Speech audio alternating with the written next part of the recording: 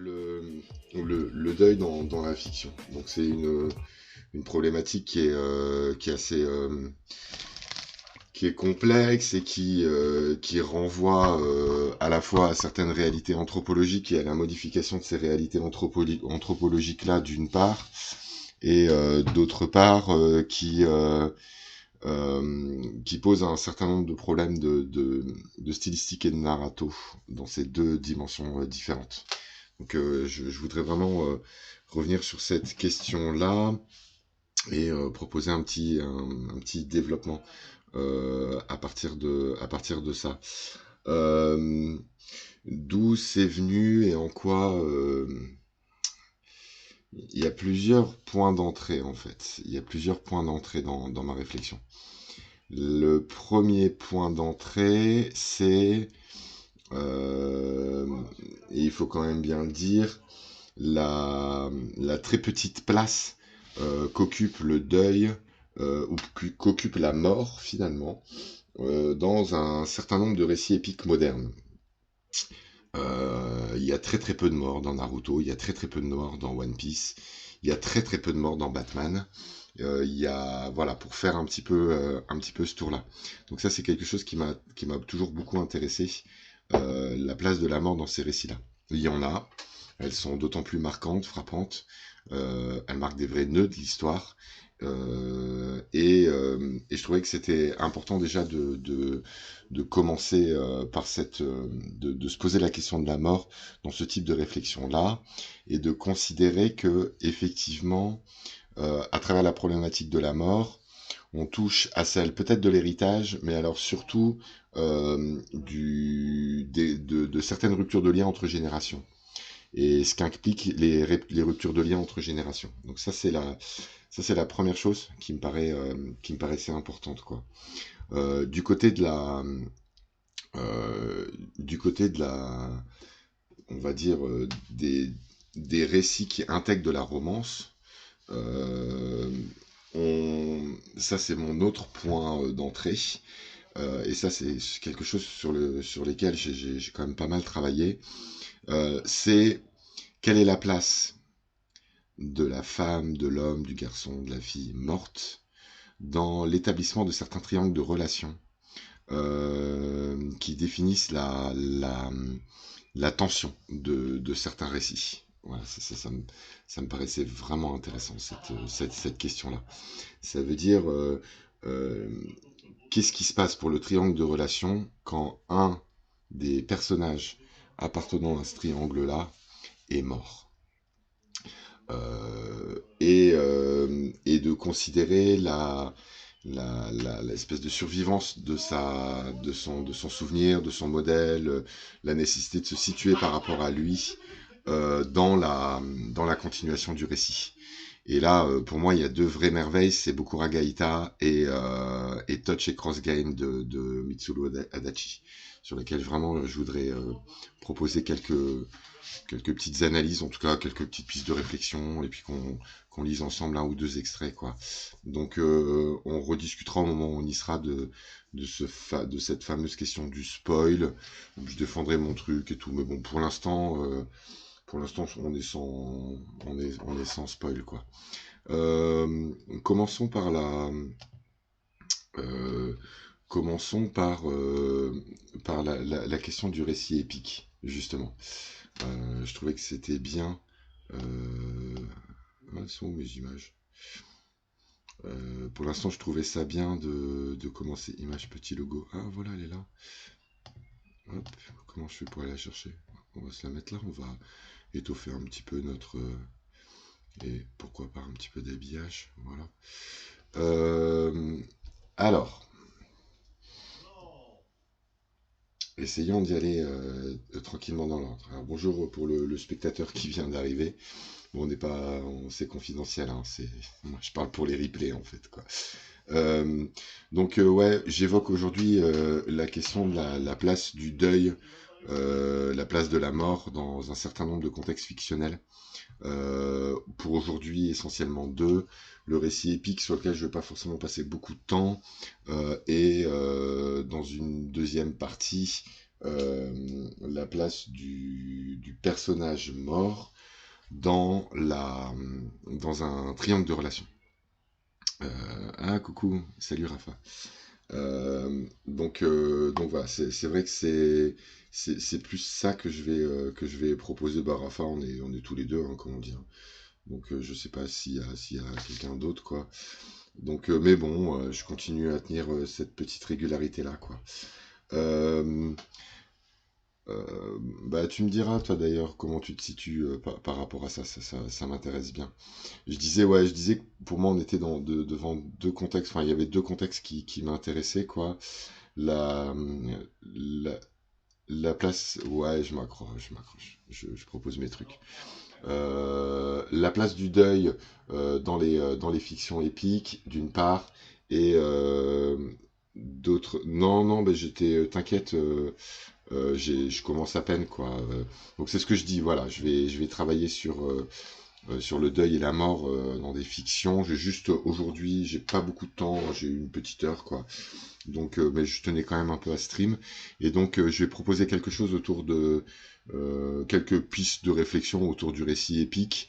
Et surtout, je voudrais insister sur et ouvrir des pistes de réflexion quant au récit intégrant des romances avec triangle de relations, à la fois triangle de rivalité ou triangle amoureux, et ce qui pouvait se passer dans l'équilibre narratif et stylistique, je dirais, d'un récit quand une des parties du triangle, quand le tiers est mort en fait, quand un des sommets du triangle est mort. Donc voilà, je trouvais que qu'il y avait une vraie problématique qui était intéressante là-dedans. Je vais commencer par ce qui me paraît le plus simple en fait. C'est ah bah je te remercie. Ouais, je sais pas trop. Je tâtonne un peu comme d'hab, hein, pour essayer de poser un petit peu tout ça, quoi. Je vais commencer par des choses un peu simples, quoi. Et notamment par parler de la mort dans les récits épiques. Je disais justement que il y a très très peu de morts dans ce que j'appelle les récits épiques modernes, quoi. Je vais pas rentrer aujourd'hui sur une discussion sur ce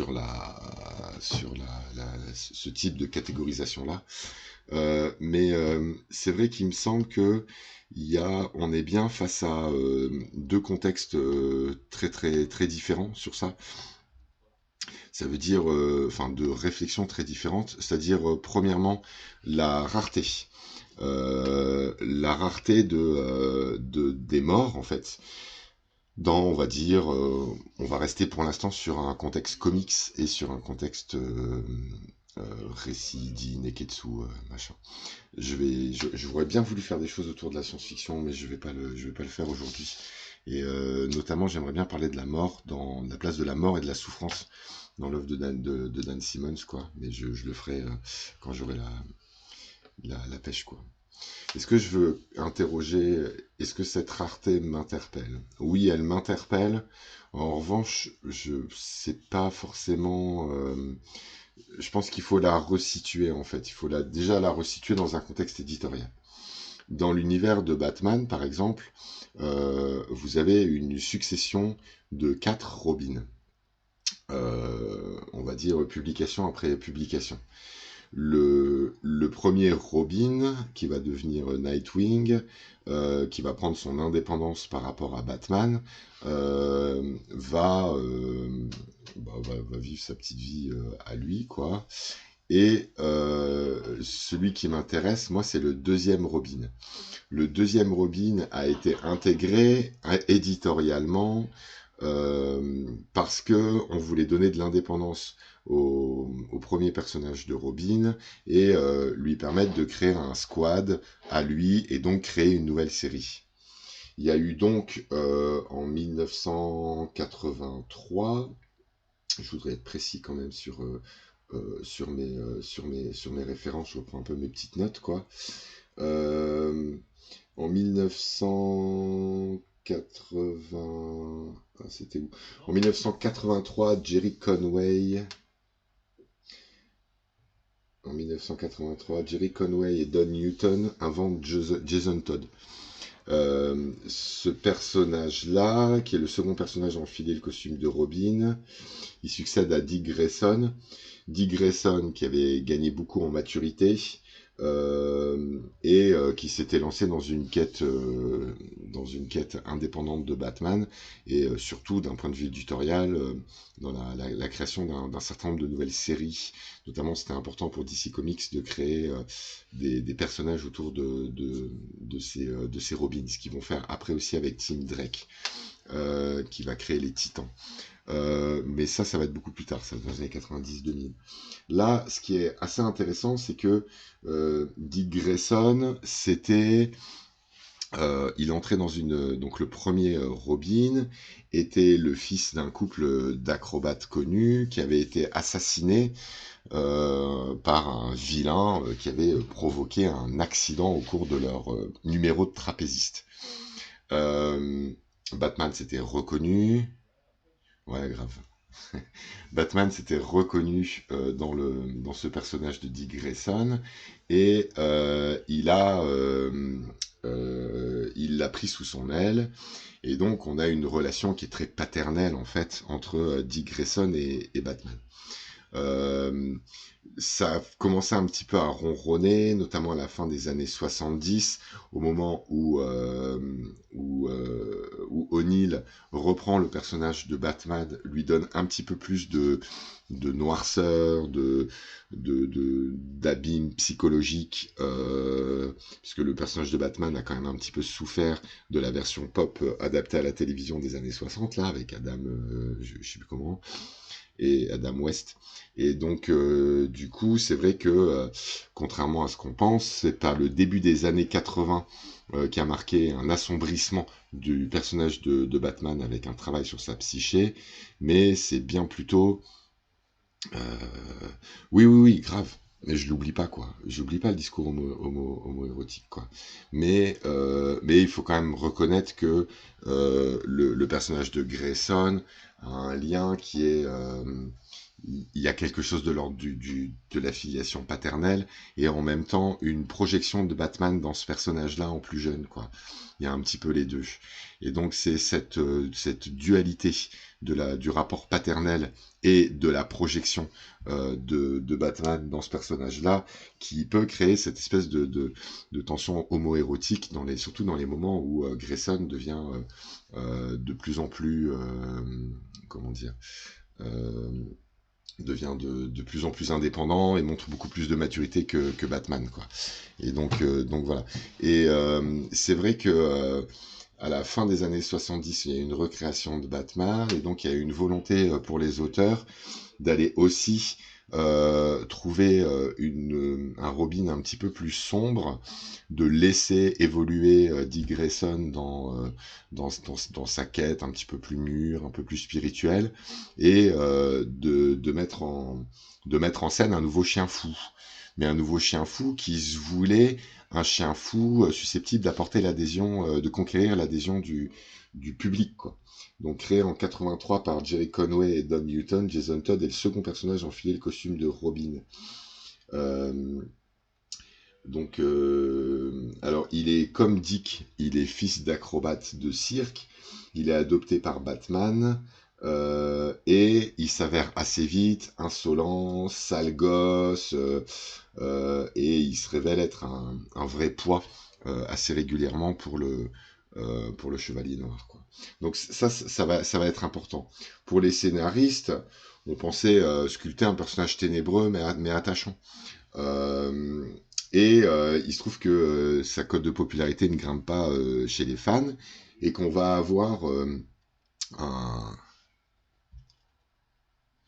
Alors attends.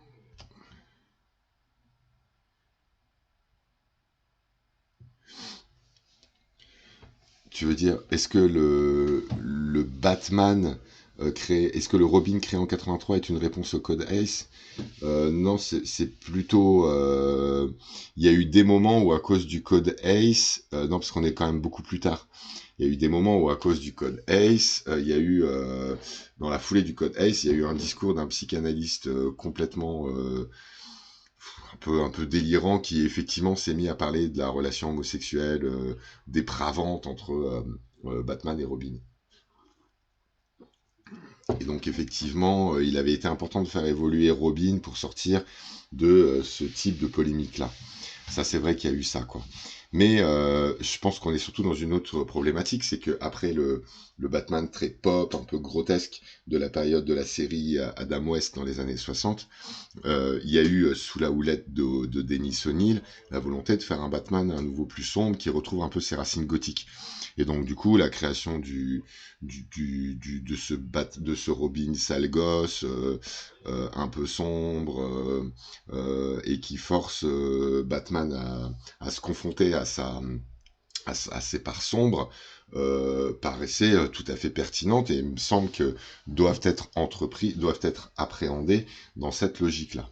Après, il faudrait demander à Alex Nikolavitch ou à Thomas Suino ce qu'ils pensent de cette interprétation-là. C'est une interprétation qui est plus personnelle, quoi. Ce qui est intéressant, c'est que le personnage marche pas. Comment fonctionne l'univers de DC Comics à ce moment-là? Parce que là, c'est la première fois qu'ils vont décider de faire ça. Donc là, on rentre dans les réalités éditoriales. À partir de... alors, il faudrait que je retrouve la date. Je retrouve juste la date. À partir de Crisis of the Infinite World. Crisis of the Infinite World. Infinite. Je vais retrouver un peu la date de ça. Parce que j'avoue que je suis pas allé la chercher, quoi. Non, c'est pas ça. Bon, je le retrouverai, quoi. Qui va marquer la mort de Supergirl, quoi. Il va y avoir une stratégie éditoriale de la part de DC alors, ah voilà, Crisis on Infinite Earth.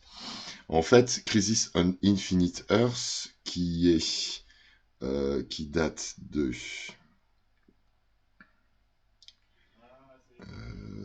ouais, mais c'est confondu. Oh, bon, je le retrouverai, parce que le problème, c'est qu'il y a eu une série homonyme qui est sortie dans la série Arrow, donc du coup, à chaque fois, on se tape celle-là, quoi.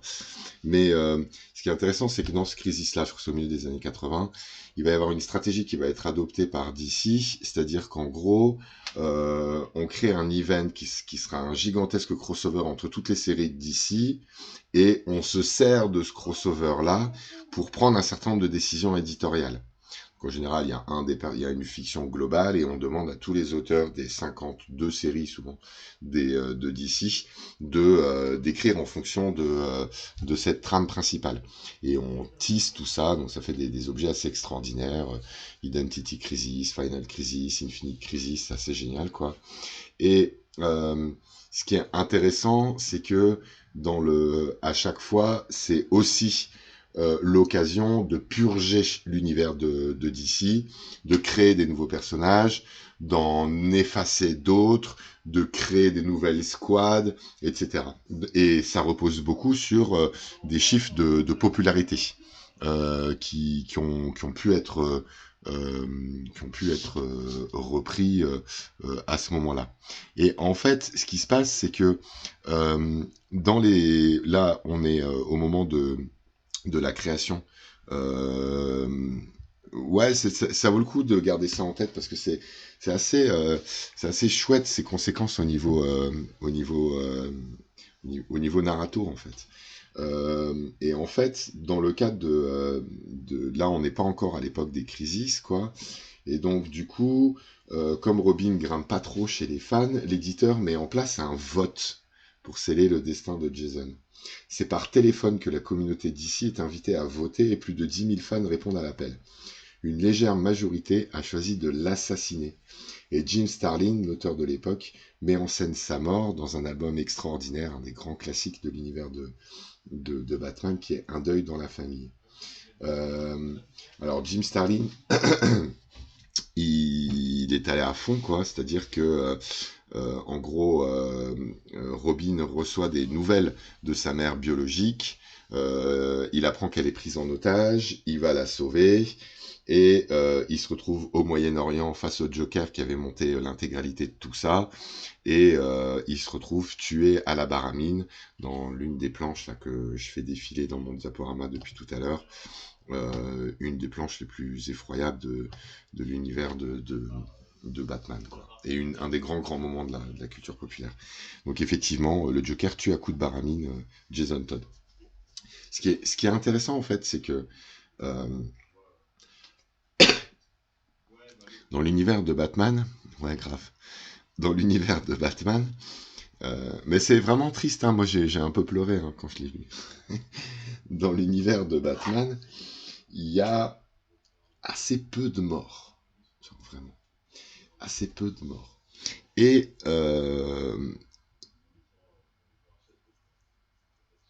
ouais, moi j'ai un cœur. Ouais, il faudrait voir. Alors, ce qui est intéressant, c'est que tu parles de Killing Joke. Il y a quand même assez peu de morts dans l'univers de Batman. Il y a beaucoup de résurrections ou de feintes et tout. À la fin de l'Infinite Crisis, je crois, Batman, il est vraiment réduit à néant, quoi. Et il se retrouve plongé dans une espèce de voyage à travers les temps. Et c'est, je sais plus comment c'est l'Écossais là qui raconte ça, quoi. Et il va se réussir par son esprit extraordinaire à glisser d'une époque à l'autre pour que sa conscience arrive à revenir doucement jusqu'à notre réalité. Ça, c'est Batman RIP, qui est un truc assez génial, quoi. Et en fait, effectivement, c'est assez rare. Superman meurt, 94, je crois. Et il meurt. Alors, moi, j'avais une hypothèse, mais je crois qu'elle avait été contredite sur Twitter. Donc, il faudra que je reprenne un petit peu ça. Il me semble que les scénaristes de Batman devaient écrire le mariage, de Superman devaient écrire le mariage entre Lois et Superman, et que c'est la série qui avait du succès à cette époque-là qui s'est chargée de ça. Je me rappelle plus le nom de la série là, avec l'actrice qui joue dans Desperate Housewives là. Et ouais, c'est Morrison ça. Ça c'est Morrison qui avait fait ça. Et donc du coup, ils se sont retrouvés privés du mariage et ils ont décidé de tuer Superman dans un des épisodes de comics les plus extraordinaires de l'histoire qui s'appelle Death of Superman. Mais Superman va revenir. Il va revenir. Il va y avoir 3 Superman d'ailleurs juste après et puis il va revenir. Il se trouve que Jason Todd revient lui aussi. Il se trouve que Jason Todd revient lui aussi. Il va revenir sous la forme du maléfique Red Hood, qui est plutôt bien, exploité dans les News 52 de la fin des années, du début des années 2010. Ouais, c'était classe ça, hein. Je l'adore ce. Donc c'est un de mes comics préférés quoi. Ouais, il y a l'espèce de truc qui sort de terre là et qui fonce en direction de Metropolis là et qu'on peut pas arrêter, qui est une force qui va quoi.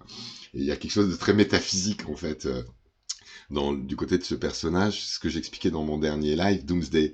Ce personnage qui est pas commensurable au reste de l'univers quoi. Ouais un peu. Et effectivement il avance tout droit, quoi. Et il y a quelque chose de, il y a ça dans un film que j'aime beaucoup qui s'appelle le film avec Paul Newman et, euh, et le blond là et Redford qui s'appelle Billy the Kid et je sais pas quoi.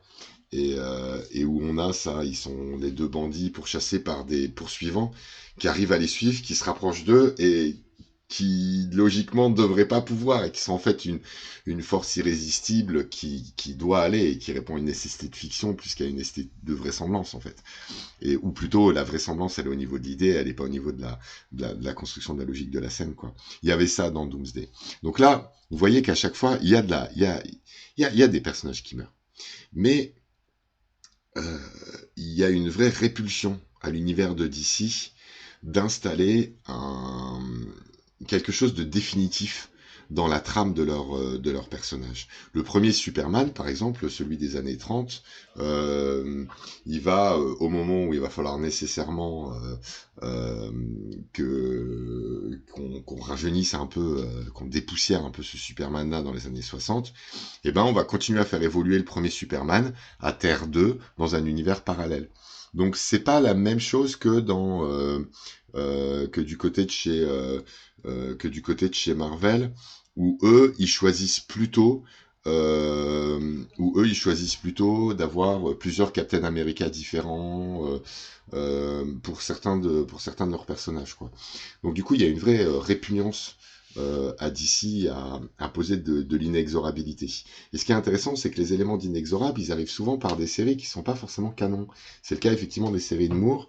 Killing Joke pose quelque chose qui va rester inexorable, euh, irrévocable dans l'histoire de la série, c'est le fait que le Joker entre chez le commissaire Gordon, tombe sur Barbara, qui à cette époque-là était Batgirl, lui tire dans les genoux et la rend handicapée à vie. Batgirl deviendra alors l'Oracle et aura un autre rôle fictionnel dans son fauteuil roulant de celle qui a l'œil sur toute la ville, qui conseille, etc. Donc, mais honnêtement, des éléments d'irrévocables comme ça, il y en a très très très peu. Voilà. Donc ça, c'est la première chose que je voulais un petit peu rappeler, mais là pour l'instant, je n'ai pas fait d'analyse. Juste un tout petit élément d'analyse qui me paraît très intéressant, c'est la façon dont, par l'intermédiaire de ces morts, les auteurs de DC se sont réappropriés ce trope que vous voyez là à l'écran de la Pietà euh, qu'on voit ici. Et je pense que là, il y a quelque chose sur lequel il faudrait vraiment travailler. Si vous avez des souvenirs de l'arrivée de Bane à Gotham, juste avant que le nouveau Batman, Jean-Paul Vallée, s'installe, donc on est, je ne me rappelle plus dans quel arc, Bane arrive, c'est un tout petit peu repris, mais très mal par le Nolan, quoi, et Bane va casser le dos de Batman. Et la Pietà sera en figure inversée. Et ça, je trouvais que c'était intéressant. Ça, je peux quand même vous le montrer, que vous le voyez. Donc c'est Batman, Bane, comique. Parce que moi, je m'en fiche d'avoir ce film que je trouve insupportable. Et donc c'est le dos. On va le voir, le dos qui est cassé. C'est une très célèbre image, quoi. Voilà, elle est là.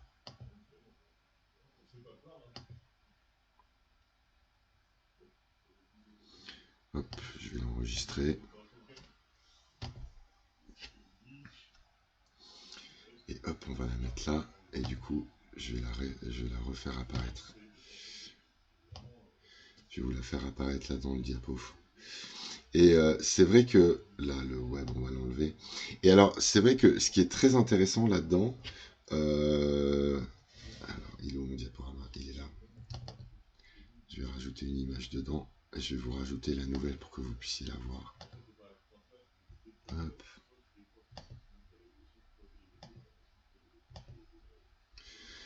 Voilà. Puis je vais lire ton commentaire. Donc ici, la Pietà, figure de la une espèce de consolatrice après la mort. Et là, l'inverse de la Pietà, stylistiquement. Et donc, figure de l'écrasement. L'arrivée du super vilain qui est censé prendre la place de Batman. Voilà, je trouvais que ce qui était intéressant... Alors, attends, je lis ce que tu dis. Très mal, t'es un peu expéditif, je trouve. Et tant que tu parles de la Pietà, il y a la scène de Zack Snyder ou Doomsday. Là, tu es super... Ouais, mais il reprend Snyder, qui est assez joli. Schneider écrit comme un cul, mais il dirige bien ses photos. Je suis d'accord. J'ai adoré voir le Final Cut. Non, le film que j'aime pas du tout, j'aime pas du tout le troisième film de Nolan, en fait. J'aime pas du tout l'apparition de... Voilà, c'est un film que j'aime pas du tout, quoi. Avec Marion Cotillard, là. L'arrivée de Bane et tout, je trouve ça naïf, mal fait. On passe à côté de Bane, on passe à côté de Batman et tout. Voilà, donc mais c'est une opinion personnelle, hein, c'est juste, je suis pas du tout rentré dedans, quoi. Mais je trouvais intéressant de voir comment la mort s'inscrit dans un univers, dans une signature collective d'artistes sous forme aussi de tropes stylistiques. Et c'est le cas là avec cette figure de la Pietà et de la Pietà inversée. Dans quel sens on peut aller et quel est le rôle de la mort en fait dans ces récits épiques, quoi. Euh, je pense qu'il y a plusieurs. Il y a premièrement la, bon, premièrement dans les récits type si on prend Naruto, etc. Il y a un réinvestissement traditionnel de la figure de l'héritage, quoi. C'est la mort de Jiraiya, c'est la mort des parents de Naruto. On est vraiment dans la rupture entre les générations, l'héritage transmis, et stylistiquement, c'est Naruto qui passe d'un arbre à l'autre, et au moment où Jiraiya meurt, il y a une espèce de main fantomatique qui se pose sur son épaule, et il y a un événement de douleur, quoi, qui passe par la, la, la transmission d'un héritage. Voilà. Et honnêtement, j'ai pas grand chose à dire sur ça, c'est un peu, c'est pas le premier type de mort qu'on a. Le deuxième type de mort, ça m'intéresse beaucoup plus, c'est les parents. Donc pas le maître, mais les parents. Et là, pour moi, il y a toute une architecture de tropes qui s'organise autour de la mort des parents. Et notamment, et donc c'est des choses que j'ai beaucoup développées déjà, notamment le ventre de la mère déchiré, dans Kill Bill, l'épée qui passe à travers le ventre de la mère d'Orenishi, dans Naruto, le croc la griffe du Kyuubi qui passe à travers le ventre de la mère. Bon, il y a vraiment cette figure-là. Et derrière le ventre déchiré, l'ouverture du trope de la grotte ou de l'espèce d'espace de gestation second, quoi. Et là, l'espace de gestation second, c'est la grotte de Batman, la capsule de Superman, et donc la renaissance à l'épique, quoi, suite au traumatisme de la mort de la mère. Bon, voilà, je pense que là, c'est des choses que j'ai déjà un petit peu développées et qui me semblent être très présents, en fait, dans les récits épiques modernes, quoi. Ça, c'est la première chose. Quelque chose qui me paraît un petit peu plus intéressant, euh, mais qui est quand même assez peu exploité, c'est plus le modèle Patrocle-Achille, quoi. Ça veut dire que si on relit l'Odyssée, c'est très frappant. Il y a cette espèce de jeu de confusion entre Patrocle et Achille. Patrocle va se battre alors qu'Achille boude à retourner au combat. Patrocle va se battre pour essayer d'avoir son petit moment de gloire en utilisant l'armure d'Achille. Il est tué parce qu'on croit qu'il ressemble à Achille. Et là, il va y avoir toute une espèce de réciprocité négative des chevilles percées. C'est par les chevilles percées que Patrocle est tiré devant les Grecs, geste qui sera repris par Achille après avoir tué Hector, à l'intérieur et qui aboutira à la flèche de Paris tirée sur les chevilles, sur le talon d'Achille, quoi. Il y a cette espèce de réciprocité, de confusion des personnages dans la mort douloureuse. Ça, c'est quelque chose qui est assez intéressant. Euh, Ben, je note The Song of Achilles, je connais pas. Je note et j'essaierai de me relancer. Après, c'est vrai que je n'ai pas retravaillé sur l'épique depuis longtemps, quoi. Mais voilà, je pense que ça, c'est un certain nombre de... C'est juste pour poser un petit... Aujourd'hui, je veux juste poser un petit peu les choses. Donc, la mort dans son aspect éditorial, dans sa réalité, dans la façon dont on purge des séries de fiction par la mort et par une certaine répugnance de la mort. L'arrivée de tropes, en général significatif et inscrit dans une certaine histoire des arts. Ça me paraissait important. Et en dernier point, enfin en troisième point, le rapport du côté de l'héritage, donc pour quelque chose d'un petit peu plus banal, quoi, mort du père, mort de la mère. Ce qui je trouve un petit peu plus intéressant, c'est si le père rattache en général le héros à un ordre politique du monde, la mère le rattache à son ordre mythologique. Et donc du coup, c'est assez intéressant de considérer la mort des deux dans une nouvelle aube et un personnage qui se retrouve souvent au carrefour des complexités à la fois politiques et mythologiques de l'univers dans lequel il évolue. Voilà, là il y a quelque chose à mon avis qu'il faut aller fouiller, sur lequel il faut aller travailler, que j'ai déjà quand même pas mal fouillé, quoi.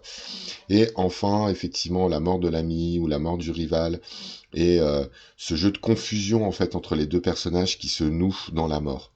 Voilà, ça, je trouve que c'est assez intéressant et qu'on peut retrouver de temps en temps, quoi. Donc, notamment dans le personnage de Batman suite à la mort de Jason Todd, qui a été un événement très bénéfique en fait pour l'évolution de Batman, quoi, et qui a permis de renforcer encore la recréation du personnage par Miller qui avait lieu à peu près au même moment, quoi. Enfin, quelques années avant, quoi. Donc du coup, tout ça c'est à prendre en compte en fait comme une espèce d'ensemble, quoi. La place de la mort dans les récits épiques. Donc oui, la rareté, oui, la mort comme un événement, oui, la répugnance à l'irrévocabilité, et donc derrière une réflexion sur les différents sauts ontologiques qui sont proposés par les par par les morts, quoi. Là maintenant, je voudrais rentrer dans, je sais pas si tu veux rajouter, bon, c'était juste pour installer des pistes en fait. Moi, je voulais vraiment me servir de ça sur pour installer un certain nombre de choses, quoi. Maintenant, je voudrais plus parler du rôle de la mort plutôt dans des récits de romance, quoi, et de la place du mort dans les triangles de relations qui sont mis en place. J'ai juste mon tout petit message, donc le deuil et les triangles de relations dans les romances. Et je voudrais repartir un peu par là, et les triangles de relations dans les romances. Voilà, alors ça, c'est quelque chose que je trouve vachement plus riche, quoi. Euh, Ça arrive assez rarement. C'est pas non plus hyper courant, quoi.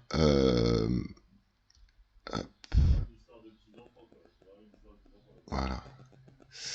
Ça y est, j'envoie mon petit message, puis je vais aller faire une petite pause, je vais aller faire pipi, me remettre du café. Ouais, alors en l'occurrence, je vais choisir deux romances, mais je pense que ce que je vais dire là s'applique à des contextes de rivalité, mais il faudrait avoir d'autres exemples. Alors, qu'est-ce que je veux dire par là? Bon, d'abord, alors je dois reposer un petit peu le schéma. Rafa, toi tu le connais par cœur, je pense. Donc désolé, mais je vais essayer de le faire vite, mais il faut quand même que je le repose. Ce schéma du triangle de relation, quoi, et ensuite aller un petit peu à l'encontre de ce schéma-là et essayer de voir dans quel sens il nous emmène, quoi. En fait, quand on avait travaillé, enfin non, c'est dans mes cours, je pense que j'ai travaillé autour de cette question-là. euh, j'ai eu l'occasion, ouais, ouais, ouais, ouais, ouais, ouais, c'est ça, ouais, c'est ça. Ouais, bah ouais, voilà, c'est ça. Mais je veux quand même, ça fait une base, quoi. Et puis, à chaque fois, de toute façon, je me sers tout le temps de ça comme base pour dire que ça marche pas, quoi. Donc, mais je vais le faire vite, quoi. Donc, effectivement, cette année, avec mes étudiants, j'ai eu l'occasion de travailler sur les apprentissages et sur l'enfance. Je leur ai proposé un certain nombre de modèles. Des modèles alors je vais pas revenir sur ça, c'est un peu technique, quoi, mais depuis le fonctionnement des neurones miroirs euh, en, dans les sciences cognitives, l'idée de l'imitation et de l'apprentissage chez Piaget, même l'idée de l'habitus et de l'imprégnation d'un certain nombre de, de cadres, savoir-vivre, savoir-être, savoir de goût, etc., infusés de façon un peu magique quand même, dans les individus depuis leur contexte social, dans la théorie de Bourdieu. On est à chaque fois sur des théories de l'apprentissage qui reposent sur des sortes de modèles d'apprentissage. Ce qui est intéressant pardon, avec le modèle de René Girard dont j'ai déjà parlé, que je vais un peu réexpliquer là pour ceux qui ne connaîtraient pas, c'est qu'il inscrit ces apprentissages-là dans une réflexion autour de l'origine de la violence. Donc ça, c'est vrai que c'est pas complètement inintéressant. Donc je voudrais revenir un petit peu sur ça. Ça veut dire que, en gros, donc pour resituer un petit peu le modèle, René Girard est un critique littéraire qui a mis en place une réflexion, surtout à partir des écrits de Proust, et qui a construit un modèle du triangle de relations qu'on a appelé, qui a donné lieu à la théorie de la réciprocité et du désir mimétique. Et il a été approché par des amis à lui, anthropologues, à cette époque-là, qui lui ont dit vas-y mon gars, ton modèle, il est intéressant d'un point de vue anthropologique, lis de l'anthropologie. Il s'est effectivement mis à l'anthropologie et il est tombé sur les différents rituels de la caporate, qui sont des rituels qu'on retrouve dans le livre 6 du Lévitique, dans la Bible, dans l'Ancien Testament, ou dans la Torah aussi, fatalement. Et donc c'est un modèle de une façon d'expurger la violence du groupe en lui permettant de s'incarner magiquement dans un bouc qu'on va exclure de la tente, qui sera du coup préservé de sa pureté et qui va permettre ce rite où l'alliance avec Moïse se redit. Ça c'est le rite de la caporate, et on va sortir le bouc jusqu'à la frontière du désert, le projeter dans les rochers, et il va aller se perdre dans le désert avec une ou deux pattes cassées. Et là vous retrouvez aussi d'ailleurs en passage le schéma de l'attaque des titans. Ce schéma-là va lui permettre de nourrir sa réflexion autour du désir mimétique, qui est que soit A, B et une petite voiture C. On va se mettre dans ce contexte-là. 2 enfants et la petite voiture. B aux yeux de A. B possède C.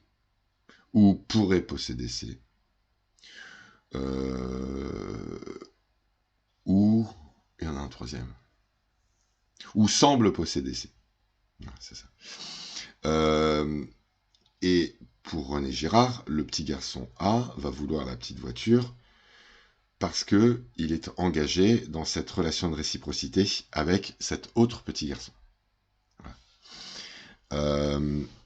Ce schéma-là, il vaut ce qu'il vaut. Ce qui est assez intéressant, alors il y a une Twita qui est super, que j'adore, qui est présente sur Twitter, mais qui est sous verrou, et qui a écrit un mémoire assez génial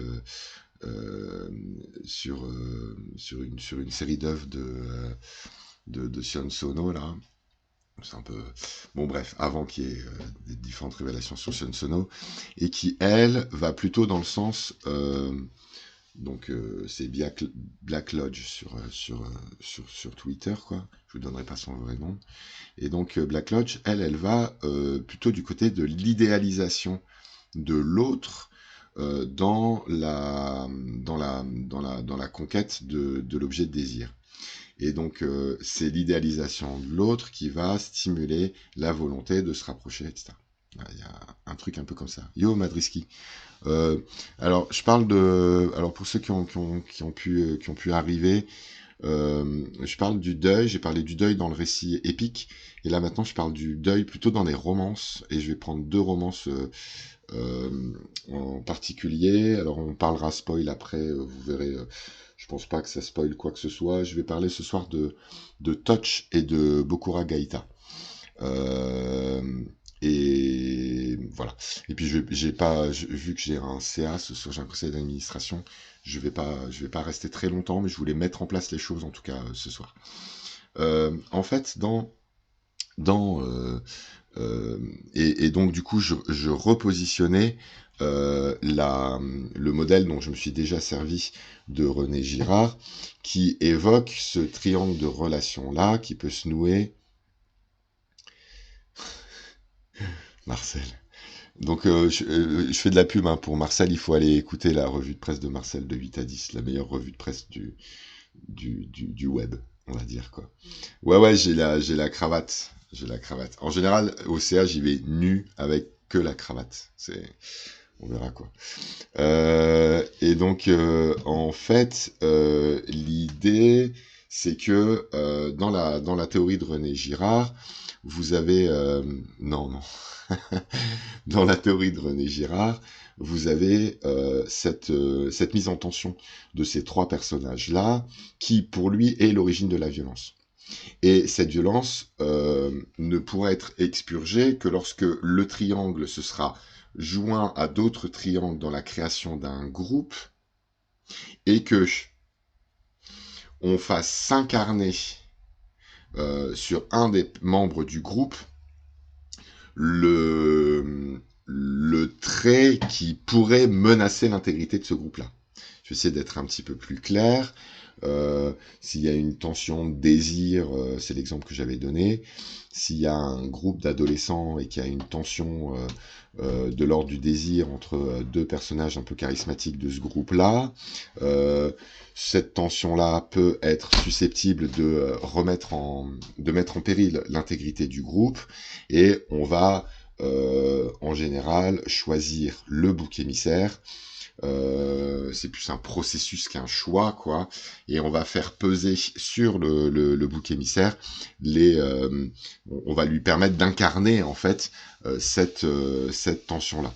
Donc en l'occurrence, si on a le groupe qui repose sur 3 personnalités fortes et que il y a une espèce de jalousie amoureuse entre les deux personnages, entre les deux les deux garçons vis-à-vis de la jeune fille, et que le fait que l'un ou l'autre se déclare pourrait mettre en péril l'unité du groupe, alors ça peut être sur celui qui a l'habitude de se déclarer facilement que va tomber l'épée de Damoclès, sur lequel va peser l'épée de Damoclès du bouc émissaire, quoi. Bon, ça c'est juste donc ce qui est important dans ce modèle-là. J'espère que j'ai été à peu près clair dans son explication.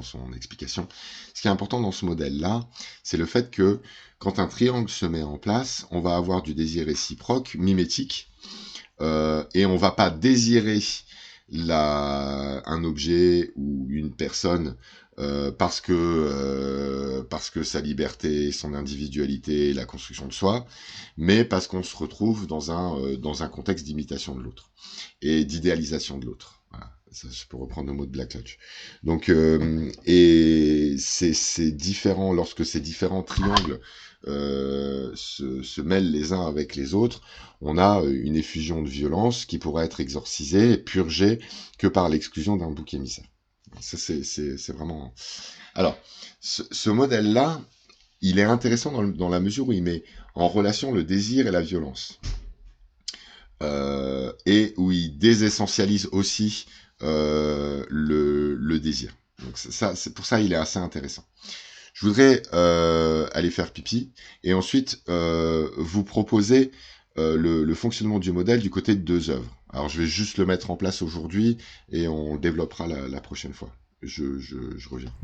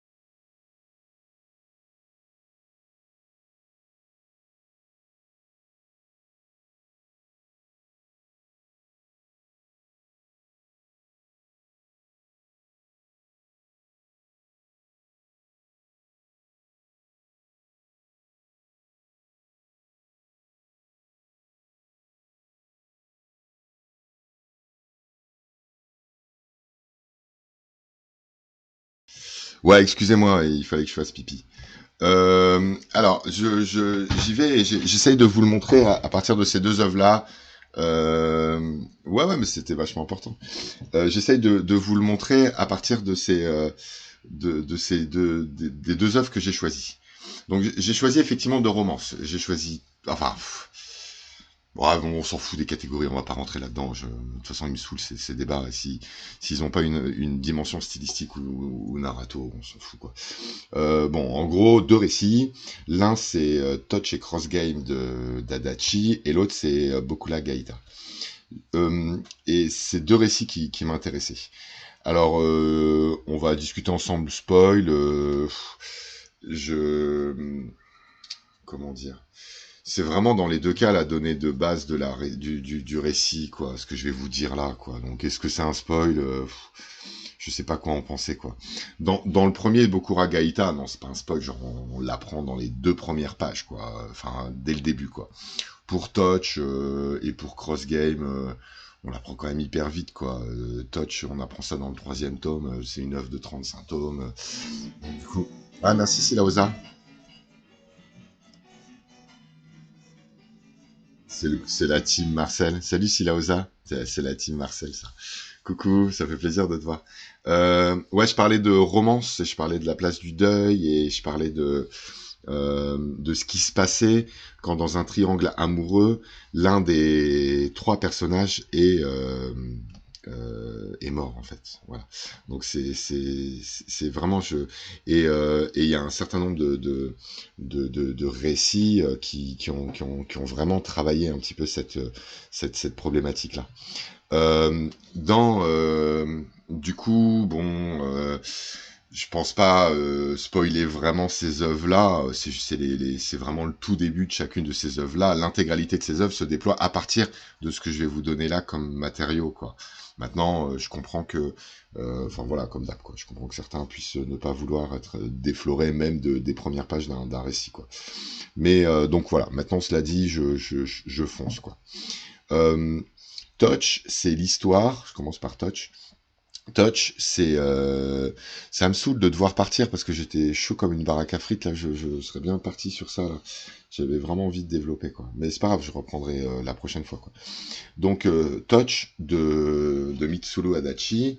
Mitsuru Adachi, c'est un auteur des années 80, enfin qui fait des trucs jusqu'à aujourd'hui, mais qui est un auteur très très connu là-bas au Japon et qui est très connu pour une série dans laquelle il a mêlé le shonen de sport, le récit de sport, quoi, avec de la romance. Et en général, c'est quelqu'un qui effectivement construit des récits amoureux. Alors moi, mon Adachi préféré, c'est Rof, qui est plutôt dans l'univers du lycée, de la natation et tout, enfin de l'internat. Mais c'est vrai que sa merveille, c'est Touch, quoi. Dans Touch, vous avez des frères jumeaux, Katsuya et Tatsuya. Vous avez des frères jumeaux et qui sont tous les deux, qui sont dans une relation d'amitié avec leur ami d'enfance qui s'appelle Minami. Et ils habitent l'un à côté de l'autre et il y a une espèce de petite baraque de jardin qui leur sert de lieu de rendez-vous à tous les 3 et ils jouent depuis qu'ils sont tout petits ensemble dans cette maison-là. Et euh, Tatsuya, c'est le branleur, c'est celui qui en fait qu'à sa tête, etc., etc. Alors que Katsuya est brillant, que ce soit à l'école, dans son rayonnement avec les autres, et surtout dans son équipe de baseball. Et donc Katsuya n'a jamais caché ses sentiments envers Minami, et du côté de Tatsuya, on comprend assez vite qu'il y a une ambiguïté. Et les sentiments de Minami sont assez opaques au début. Je voudrais juste vous montrer une scène, donc c'est le tout début en fait. Non, il est où voilà, mon diaporama. On veut mon diaporama.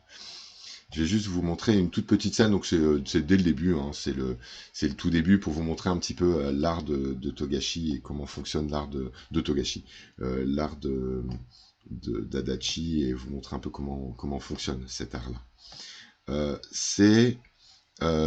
Donc on est au tout début quoi. Donc là vous avez Tatsuya et Tatsuya tombe sur le journal intime de Minami. Alors regardez, ça c'est génial. Kachana you freeze this Sunday, Tatsuya Anchuana, etc. Donc la rivalité entre les deux, etc. Lui, il est tombé dessus, et elle se souvient qu'elle a oublié. Regardez le découpage très particulier d'Adachi, c'est génial, quoi. Qui est tout en angle, tout en petites cases. Elle revient, il est donc bien face à l'agenda.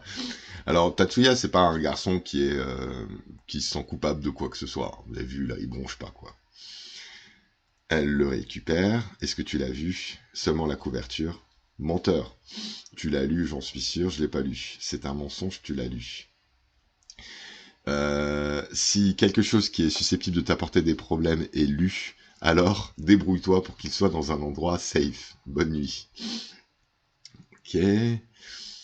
Et ce qui m'intéresse, donc les deux frères, ensemble, leur relation. Donc on est vraiment au tout début de l'œuvre là. Hein. Bon, Katsuya et Tatsuya, on comprend tous les deux qu'ils ont une certaine relation entre les deux. Et elle, qui doute de lui, quoi, et qui décide de lui donner un rendez-vous sur le toit. Et qui lui dit, c'est beau, hein, c'est classe, hein, franchement. Enfin, bon, après, il faut apprécier le shoujo de ces années-là, quoi. Mais... Et qui va lui dire, alors qu'est-ce qu'il y a? C'est mes vrais sentiments. Ce que j'ai écrit dans ce journal intime, dans cet agenda, le garçon que j'aime, depuis tout le temps, c'est toi, Tachan.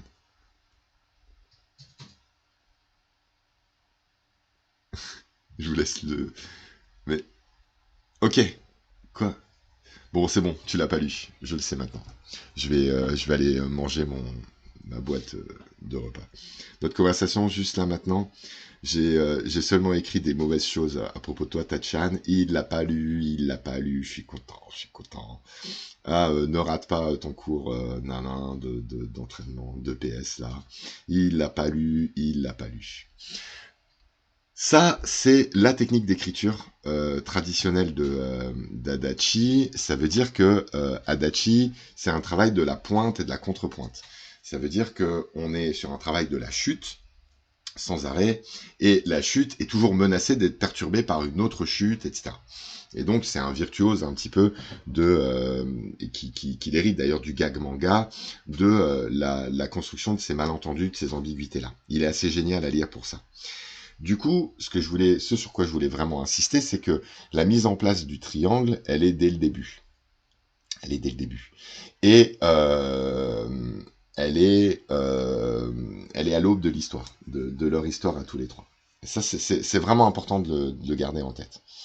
Du coup, quelle relation entre les trois personnages et quel doute est mis dès le début dans la construction du trio. Il va se passer quelque chose, un tome plus tard, quoi. Donc je vais spoil là. Bon, mais je spoil le tome 2, hein, un peu plus, hein, je spoil. Voilà, donc toute l'histoire va reposer sur ça. C'est que Katsuya, le frère, alors qu'il devait aller à son match de baseball important, où c'était préparé, tout ça, etc. Il est en retard au match de baseball. En fait, Katsuya est mort. Donc c'est le début de l'histoire. Après, il y a 30 tomes derrière. Katsuya est mort. Son frère est mort. Et l'intégralité du récit d'Adachi va reposer sur cet équilibre très instable et très complexe de l'hyperprésence de Katsuya dans la relation entre les trois. Et là, je vous renvoie aussi au schéma de Cyrano, c'est-à-dire que dans Cyrano de Bergerac, on a ce triangle-là qui est construit de façon très subtile à travers la lettre. Nous serons tous deux un héros de roman, dit Cyrano à Christian. Christian est BG, Roxane est amoureuse de Christian, mais Christian ne sait pas écrire. Cyrano écrit les lettres de Christian, qui sont lues par Roxane, qui est amoureuse des lettres ou amoureuse du visage. Voilà, toute la... Sauf que Christian meurt. Et quand Christian est mort, il y a une espèce d'impossibilité totale. Alors que Christian allait dire à Roxane, allait lui révéler la supercherie, il y a impossibilité totale pour Cyrano de révéler quoi que ce soit à Roxane. Roxane lui dit, sauf à la toute dernière scène de la pièce, Roxane lui dit « ces mots sont les vôtres » et Christian lui montre la dernière lettre et lui dit « mais le sang est le sien ». Là, vous avez aussi le tiers qui s'installe comme une espèce d'obstacle, de surmoi, dans cette relation qui peut plus en fait évoluer de façon pleine et entière, de façon sereine. Il y a toujours cette ombre-là. Alors, ce qu'il faut savoir, c'est que fatalement, en même temps, ça exclut pas l'ambiguïté de base. Minami, vous vous ferez votre idée quand vous lirez Touch, quoi. Mais de qui elle est amoureuse? Voilà. Et donc, l'intégralité du récit repose sur cette ambiguïté-là. Et je trouvais que c'était une autre façon de travailler le deuil par la fiction, qui était drôlement intéressante, c'est de laisser le personnage mort survivre dans les tensions qui vont émailler le triangle de relations-là, et dans cette intensité-là. Ça va donner de la vitesse au personnage, ça va leur donner une intensité, une tension, etc. Et l'intégralité du récit va se construire sur ça. Alors, ce récit-là, il est intéressant. Pour moi, la vraie merveille, c'est Bokura Gaïta. Et je finirai sur ça par aujourd'hui, puis je vous ferai d'autres analyses pour ceux, si jamais ça vous intéresse. Mais là, je voulais juste mettre en place ces pistes de réflexion à partir du récit épique et à partir de la romance. Euh, Moi, un des récits qui m'a le plus bouleversé, l'époque où j'ai vraiment découvert les mangas, c'est Bokura Gaïta. Euh, et alors là, vraiment, je pense, ouais, vraiment là, c'est vraiment, c'est le tout début, quoi. Bon, pareil, encore une fois, c'est toujours un peu là. Donc en français, ça a été publié sous le nom C'était nous. Donc on suit le personnage de Nanami Takaishi, qui a 15 ans, et qui est saoulé par le fait que toute la classe parle de beau gosse de Yano Motoharu, et elle refuse de tomber à son tour sous son charme, de devenir une de ses groupies et tout. Bon, il se trouve qu'ils vont tomber amoureux l'un de l'autre, quoi. Ouais, ouais, mais je pense. Mais je finirai sur Look Back. Je finis mon truc et tout, et je finirai sur Look Back. Et plus encore sur Goodbye Eri, qui est là, juste une parenthèse sur ça, qui pour moi est un autre thème très très fort du shoujo, de la romance actuelle. C'est l'accompagnement d'un personnage vers la mort. Ça, c'est Goodbye Eri, c'est le film Morse, c'est Je veux manger ton pancréas, c'est toutes ces séries-là. Et de l'autre côté, le personnage qui est mort et à partir duquel on doit continuer à se définir et à chercher quelque chose de l'ordre d'une espèce de mystère qui aurait dans la relation qu'il y aura entre les deux, quoi. Et ça, c'est My Broken Mariko ou c'est Look Back. Donc c'est encore une autre façon d'appréhender la mort. Voilà, dans la romance. Là, j'ai choisi une certaine façon. Je sais pas si Look Back peut se lire comme ça, en revanche. Voilà, ce serait assez intéressant. Après, il y a un truc qui est intéressant et qui moi, me pose vraiment... C'est dans le cadre de Je veux manger ton pancréas ou dans le cadre de ces récits-là. C'est-à-dire que quand un personnage évolue avec un autre personnage et qui sait que ce personnage va mourir, il y a un triangle qui se met en place, la fille qui est toujours vivante à l'instant T, le garçon et la fille qui va mourir. Et donc, du coup, ce triangle de relations qui existe entre les deux et qui s'inscrit assez tôt dans la fiction. Donc, je pense qu'effectivement, c'est pas complètement. Ça peut être pertinent de continuer à penser la place de la mort dans ces récits d'un point de vue narrato et de considérer ces triangles de relations-là. Bon, faudrait aller voir. Alors, je finis sur Bokura Gaïta. Il y a très très vite, hein, on apprend que c'est une série très crue, Bokura Gaïta, c'est assez original pour une série de shoujo. C'est assez cru dans son rapport avec le désir des personnages, leur sexualité, etc. C'est assez, bon, c'est assez original par rapport à ça. Donc on apprend assez vite que Yano était amoureux d'une fille qui est morte et qu'il est en colère contre cette fille parce qu'elle l'avait trompé, abandonné. Bon, Yano reste complètement mystérieux et donc on sent qu'il y a comme le personnage d'Arima dans Karekano, on a un personnage masculin qui a un côté sombre, quoi, qui le rend assez insupportable, si voilà, entre nous, quoi. Et donc Nanami, qu'on appelle Nana-chan, se rend compte assez vite que Yano était sorti avec une fille qui s'appelait Nana, qui était plus âgée que lui, et qui était la grande sœur d'une autre fille qui, elle, est présente dans la classe. Et là, vous avez une série de triangles qui se mettent en place sur ces bases-là. Et toute la question, ça va être la place de Nana, donc de la première Nana, dans leur relation à tous les deux. Et donc voilà, je voudrais finir par vous montrer quelques planches de Bokura Gaïta. Donc pareil, ça va être l'intégralité de l'histoire, ça. Donc il va y avoir plusieurs péripéties, etc. Donc fatalement, je vais vous spoiler une de ces péripéties-là, sous forme de cette planche-là. C'est... bon, suite à une série de turpitudes, ils se sont éloignés les uns, Nana Nanami, je vais l'appeler Nanami, Nanami, ça sera plus simple, quoi. Nanami s'est éloigné d'Iyano. Ils ont eu toute une période où ils ont été très très loin l'un de l'autre. Et Nanami finit par pardonner à Iyano cet ensemble de frustrations qu'il lui avait procuré à travers ce I love you, idiot. Et vous allez, idiot, et vous allez la voir. Regardez le travail sur les trames, ces trames imitations aquarelles qui sont proposées dans ce jeu-là. On retrouve toujours le travail sur les bulles et sur le découpage, et notamment sur des visages ou des parties du corps qui se retrouvent hors case en surimpression des compositions de certaines planches. J'avance un peu, je vous montre. Donc ils décident tous les deux de se changer un petit peu les idées et d'aller à la plage ensemble. Elle a appris que, donc elle le dit dès le début, Mizuguchi once told me that I can't win against a dead person. But the past can't be changed, that's why it's good to make the best out of the present. Ok. Nana, Yano hates Nana-san. Tu la détestes. Et moi aussi, je la déteste. Je veux pas médire à propos d'une personne morte, je la connais même pas, mais elle est pas juste, c'est pas juste. Et c'est pourquoi j'ai envie de te rendre heureux. Vous allez voir toute sa naïveté à Nana, qui va l'amener à se transformer en un personnage très cruel, qui va se prendre en pleine figure la présence du deuil et de la mort, et comme un surgissement. A love you always have to fight for isn't worth it.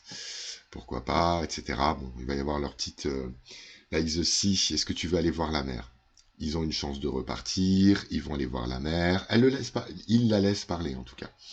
Ils vont sur la mer, ils vont à la plage, ça se passe plutôt bien. Vous avez ce plan traditionnel des mains qui se touchent et de la dualité qui se dit d'une case à l'autre, quoi. Soit dans deux cases, soit une avec deux, soit deux cases dans lesquelles ils sont présents tous les deux. Le dédoublement infini de leur relation. Je veux rentrer. Et là, il se souvient qu'effectivement, il avait amené Nana aussi sur la plage et qu'elle avait eu peur des insectes, etc. Et là, il commence à se perdre un petit peu. Et elle se rend compte. Et elle lui dit, oublie-la, oublie Nana. Elle est pas juste, c'est pas juste. Sauf que le c'est pas juste se transforme en une série d'éléments de méchanceté. Elle t'a menti, elle t'a trahi, elle t'a laissé toute seule. Tu as le droit d'être en colère contre elle, de crier, mais tu peux pas. Parce que Nana-san est morte et qu'elle est plus là. Alors on lui dit, là maintenant tous les deux, dis-lui, j'ai rien à lui dire, j'ai rien à lui dire, j'ai rien à lui dire. Dis-lui tout ce que tu as toujours voulu lui dire. T'es insupportable, je te hais, tais-toi et enfin disparais. Dis-lui. J'écouterai ce que tu as à dire à Nana, et si elle était juste devant elle, qu'est-ce que tu lui... Si elle était juste devant toi, qu'est-ce que tu lui dirais là maintenant? Si elle était juste là,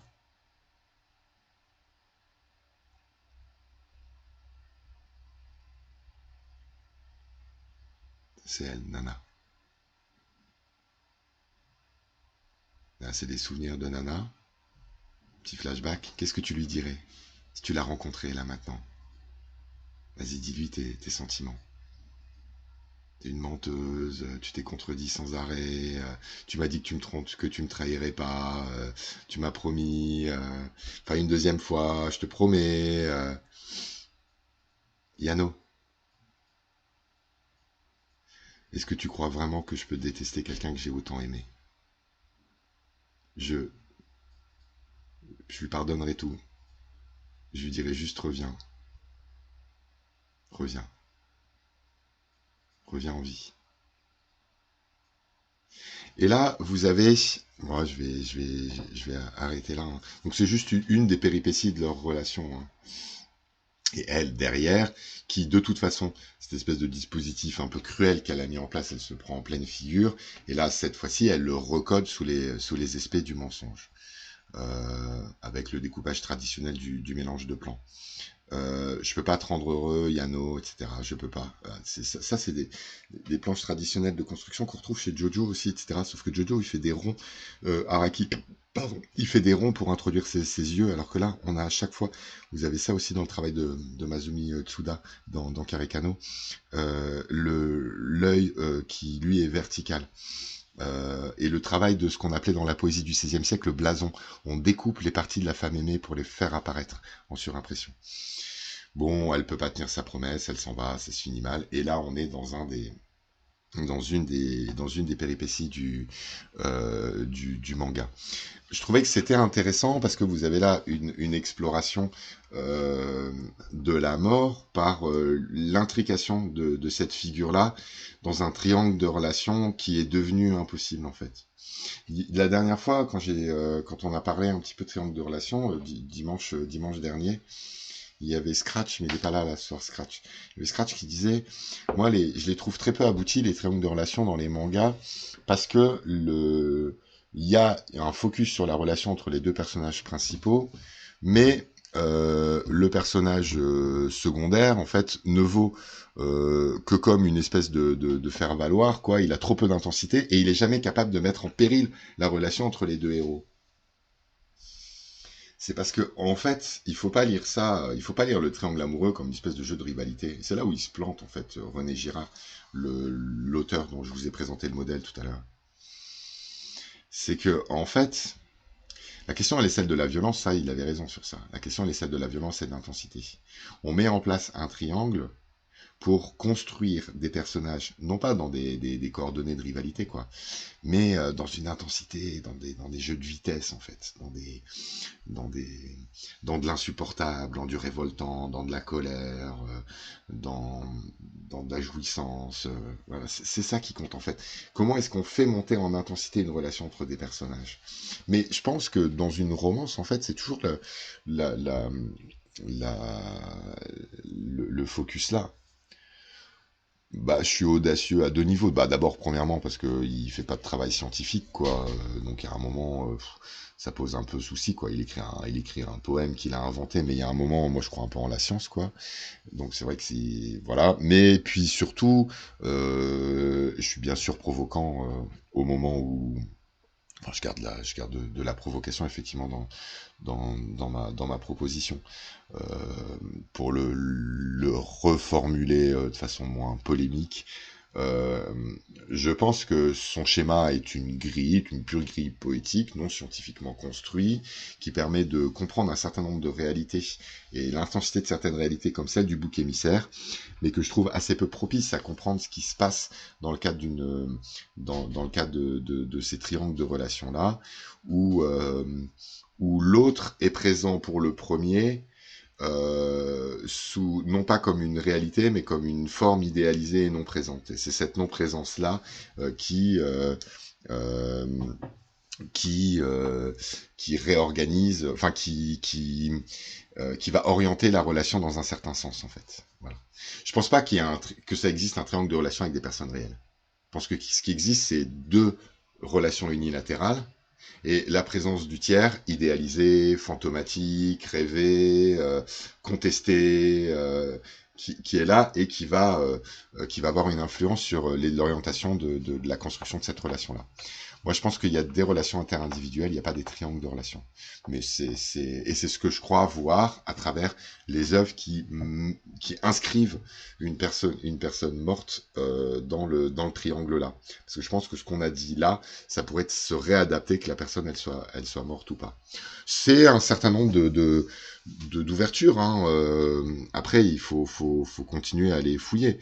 En termes de narrato, ça tient sous Grémace. Ouais, voilà, faudrait aller plus loin là sur ça là. Je vais pas pouvoir du coup aller plus loin que ça. Il est déjà 6h30. Moi, je vais devoir partir en fait. Je suis content d'avoir eu au moins le temps de mettre en place le modèle. Donc, je vous ai pas proposé d'analyse. J'ai proposé des cadres, des espaces de réflexion. Donc l'espace éditorial, narrato et stylistique dans le cadre du récit épique, le rôle des crossovers dans les DC Comics, le rôle de la Pietà et sa figure inversée dans la stylisation du deuil, l'équilibre entre les personnages et les relations père-mère, père, mère, fils et génération en génération. Ça, c'était plus pour le récit épique. Et dans le cadre de la romance, la mise en place de ces triangles-là. Et effectivement, je pense qu'on aurait tort d'aller chercher dans ces triangles-là une espèce de rivalité entre des personnages ou de la jalousie ou quoi que ce soit. Je pense qu'on a que des relations, on est face à des relations unilatérales et des éléments fantasmés, reconstruits, des personnes qui sont autour et qui vont nourrir cette relation première, qui vont la réorienter, lui donner telle ou telle intensité, etc. Et donc, si jamais il y a un triangle vraiment, et qu'on a par exemple deux personnages féminins et un personnage masculin ou l'inverse, il va y avoir la relation entre le personnage féminin A et le personnage masculin B, la relation entre le personnage féminin B et le personnage masculin C. Il y a ces deux relations-là, et la figure du tiers va jouer comme un brouilleur d'intensité, un catalyseur, un accélérateur de tension, de vitesse, et qu'on aurait mieux à gagner à penser les personnages en termes d'intensité, de vitesse, de tension, que les situer dans une espèce d'espace de relation. Je crois pas trop en l'espace de relation. Voilà, c'était des petites réflexions, et puis c'est pour vous amener aussi à lire ces deux merveilles que sont Touch et Bokula Gaïta, et à rentrer aussi dans l'univers de DC à travers le prisme des crises. C'était un peu l'objectif, quoi. J'espère que ça vous a un peu intéressé. Voilà. Bon, je vous fais des bisous à tous pour la soirée, et puis bah, moi je reviens demain, même heure, quoi. Je refais un 5h, 6h30 demain mercredi, quoi. Et en revanche, je ferai un stream plus long jeudi. J'espère pouvoir avoir eu le temps de travailler sur Oshimi et vous faire une vraie proposition autour d'Oshimi, quoi. Voilà, des bisous à tous. Merci beaucoup. Je vous souhaite une jolie soirée. Et puis, bah, à très vite. Bye bye.